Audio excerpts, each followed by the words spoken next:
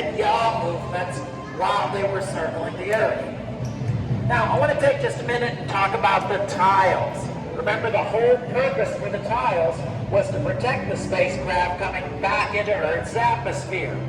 There are over 24,000 tiles on each shuttle orbiter, and there are different types of tiles.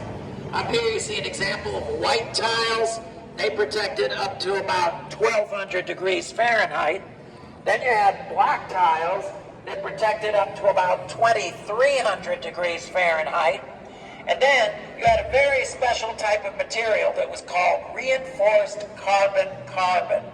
It was gray. They put it on the very tip of the nose and on the leading edges of the two wings. This was put where you needed the most heat protection, up to about 3,000 degrees Fahrenheit.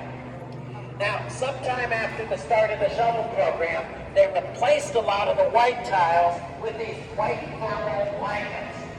Notice that these almost look like quilt patches. NASA actually hired quilters to hand sew these things. They used Singer sewing machines. They did the same job as the white tiles, but they were easier to install and easier to replace. Now, switching gears, I want to mention the big robotic arm. It had several functions. One of its jobs was to lift equipment out of the payload bay and move it out into open space. Sometimes you would have an astronaut attached to the end of the arm so that person could work out away from the spacecraft. Well, this arm was built to mimic a human arm. It has a shoulder joint, an elbow joint, a wrist joint, and even a hand, just like a human arm. So why is Canada's name on the arm?